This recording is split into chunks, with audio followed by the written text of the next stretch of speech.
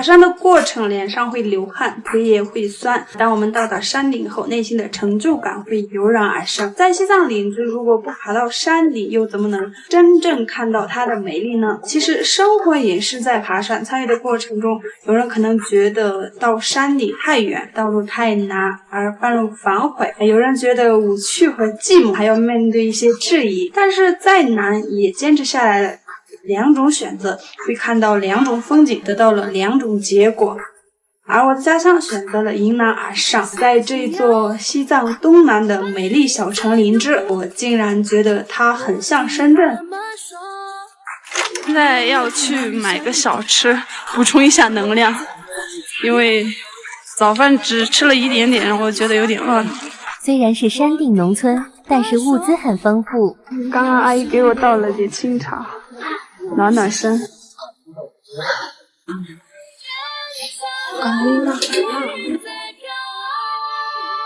我现在准备跟着他们一起下山了。进来的是往那边，然后下山是往后面，是另外一条路。看他们都在这转经。看到有人卖小时候的零食，所以我必须要买一些。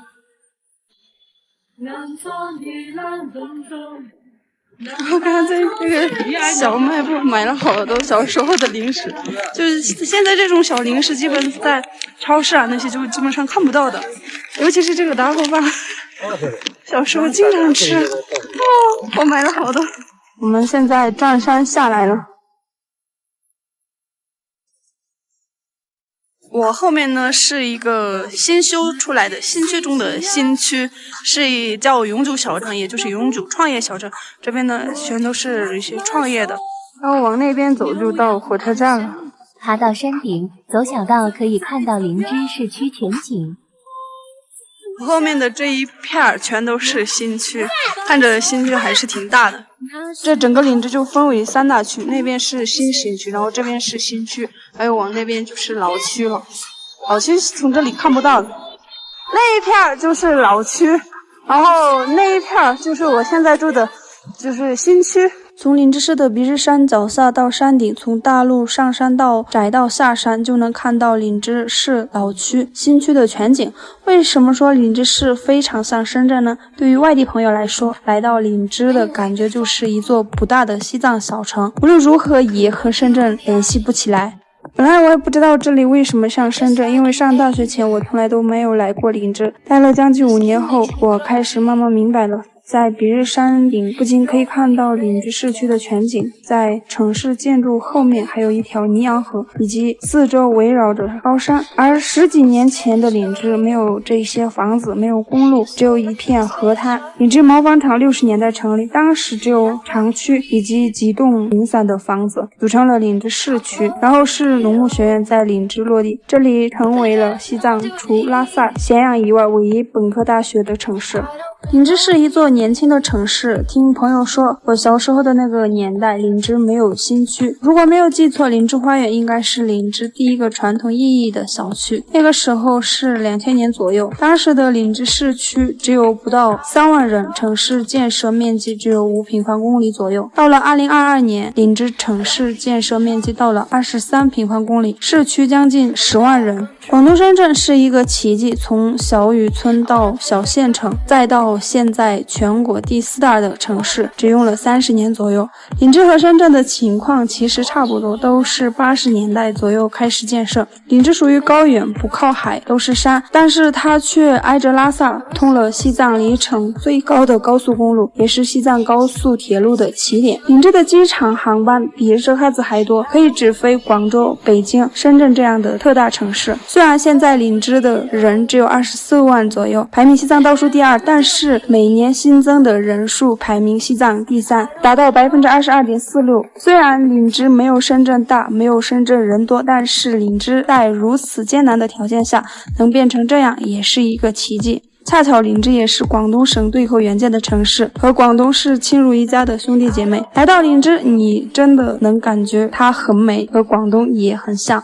地球分为南极和北极，而西藏被称为第3极。拉萨城市面积最初比清华大学还小，而现在却有2个万达广场、10几家电影院。像拉萨这样的奇迹在西藏的每一座城市上演。虽然西藏和各省差距还是很大，但是你现在来了，不会像以前一样感觉不方便，什么都有，什么都不缺。现在我们已经下山了，但是看有人还在上山。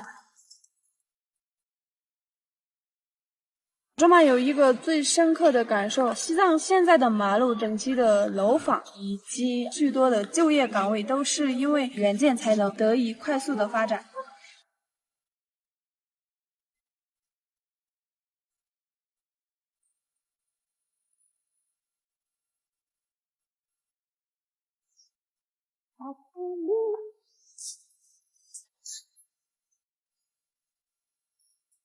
Hello， 链接不到3中英，亲爱的家长朋友们，大家好，我是你们的好朋友藏族姑娘卓玛，感谢大家的支持。我现在在西藏林芝，来过这里的朋友可能会发现，这里很多地方的名字都是以广东和福建命名的，比如说看我后面叫福建园，大家看这边是明知湖，意思呢就是福建跟林芝永结同心嘛。这个公园呢是福建原建的，这边写的是明知湖。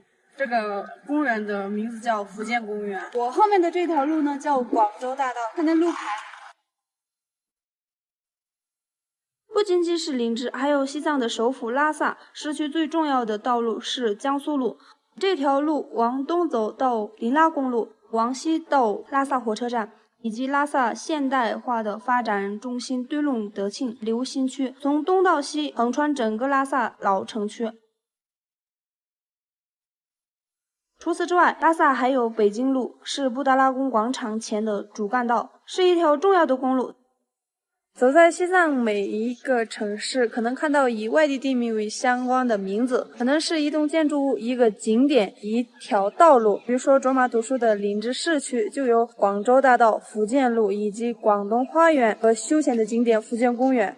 在西藏林芝，广州大道是一个主干道。在西藏日喀则，上海路是主干道之一。在山南，主干道以湖北、湖南命名。西藏所有的城市，除了以当地的特色词来给建筑物命名，一定也会有外地地名来命名的。而外地地名的命名也不是随便记起的，每个城市对应的外地名就是负责原建的兄弟省市。西藏是我的家乡，全国第1条进藏公路修建于1950年，著名的青藏公路和川藏公路同时动工，有超过20万人参与了道路修建。在1950年之前，从西藏到外地，所有行李都要靠人和牛，到达目的地已经是半年或者1年以后。而1954年青藏公路全线通车后，可以驾驶汽车让年变成天。通过青藏公路，西藏和外地终于建立起经济往来，外地的物资和本地的物资相互运输，慢慢走出贫困。当时西藏的人口只有100多万，年 GDP 不到2亿多。由于西藏地理环境山高地不平，不靠大海，除了几条公路，就只有一条普通的铁路。目前西藏是全国唯一不通高铁的省区。俗话说，一个地方想要最好的发展，一定要靠海。海运非常便宜，也能加强各地联系，所以可以看到我国发展最好的地方都集中在东部和南部。西藏也不像四川中部的程度，那里是平原，更没有贵州云南那么多人口。在我国的西南地区，只有四川西部、云南北部和整个西藏地区是纯粹的高原地形。西藏总人口不到400万，只有昆明市的一半，所以西藏仅仅靠自己来发展，完全没办法扩大第3产业的规模。大家都知道西藏的生态环境优美，资源丰富，所以有人建议了开采资源来致富呗。但是西藏的生态脆弱，过度开采会破坏环境。除了矿泉水、地热等少数资源，其余都禁止开采。因为其他资源可以通过国际市场来解决，但是绿水青山一旦破坏就回不去了。所以西藏适合发展第1产业和第3产业，但是第3产业需要大量的人才以及技术，这个时候就需要国家和各省市的帮助了。西藏1952年才有医院、银行、企业以及小学，1954年才有第1条公路，1956年第1个机场通航。也就是说，当地的人从1952年以后才开始上学、认字、开车以及看病。而企业的建立解决了当地的就业，从这个时候开始，西藏才迎来了自己的发展之路。早期的西藏可以说是一片空白，什么都没有，什么都不懂。这样一种情况下，西藏就必须有经济强省的援建。援藏不仅仅是经济上的援助，还有人才援助。率先实现发展的省市，通过资金和人把经验带给西藏，然后西藏的学生上大学，学习到经验，就可以转过头给下一代创造更好的条件。经济强省带头，当地人才能学会技能和知识，外地的企业多多进入西藏，才能有经济活力。卓玛有一个最深刻的感受，西藏现在的马路、整齐的楼房以及许多的就业岗位，都是因为援建才能得以快速的发展。目前西藏一共有6个地级市，一个地区，一共有17个省市和17个央企，由上海、江苏、广东、重庆、福建等兄弟省市负责对西藏进行对口的援建。因为全国每个省份都要均衡发展，所以不仅仅是西藏，欠发展省份都有援建的兄弟省份。